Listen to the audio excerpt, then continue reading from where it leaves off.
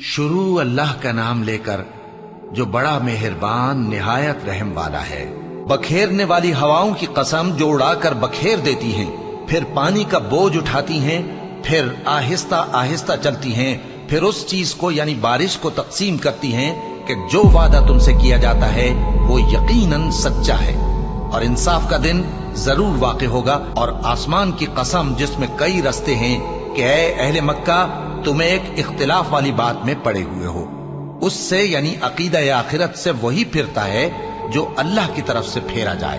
अटकल दौड़ाने वाले हलाक हों जो बेखबरी में भूले हुए हैं। पूछते हैं कि जजा का दिन कब होगा। वो दिन होगा जब उनको आग में अजाब दिया जाएगा। अब अपनी शरारत का मजा चखो, ये वही है जिसके लिए तुम जल्दी मचाया करते थे। बेशक परहेजगार बहिश्तों और चश्मों में होंगे और जो नेमतें उनका परवरदिगार उन्हें देता होगा उन्हें ले रहे होंगे। बेशक वो इससे पहले नेकियां करते थे, रात के थोड़े से हिस्से में सोते थे और सुबह के औकात में बख्शिश मांगा करते थे। और उनके माल में मांगने वालों और न मांगने वालों दोनों का हक होता है। और यकीन करने वालों के लिए जमीन में बहुत सी निशानियां हैं और खुद तुम्हारी जानों में। तो क्या तुम देखते नहीं? और तुम्हारा रिज्क और जिस चीज का तुमसे वादा किया जाता है आसमान में है।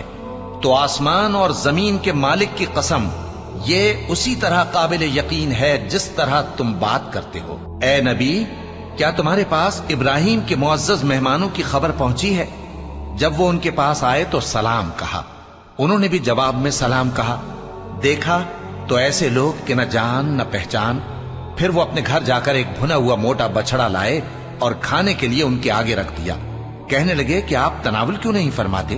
और उनसे खौफ महसूस किया। उन्होंने कहा कि खौफ न कीजिए और उनको एक दानिशमंद लड़के की बिशारत सुनाई। तो इब्राहिम की बीवी चिल्लाती आईं और अपना मुंह पीट कर कहने लगी कि एक तो मैं बुढ़िया, ऊपर से बांझ। उन्होंने कहा तुम्हारे परवरदिगार ने यूं ही फरमाया है, वो बेशक साहिब हिकमत है, खबरदार है। इब्राहिम ने कहा कि फरिश्तों, अब तुम्हारा असल काम क्या है? उन्होंने कहा कि हम गुनाहगारों की तरफ भेजे गए हैं ताकि उन पर गारे की पथरियां बरसाएं जिन पर हद से बढ़ जाने वालों के लिए तुम्हारे परवरदिगार के यहां से निशान कर दिए गए हैं।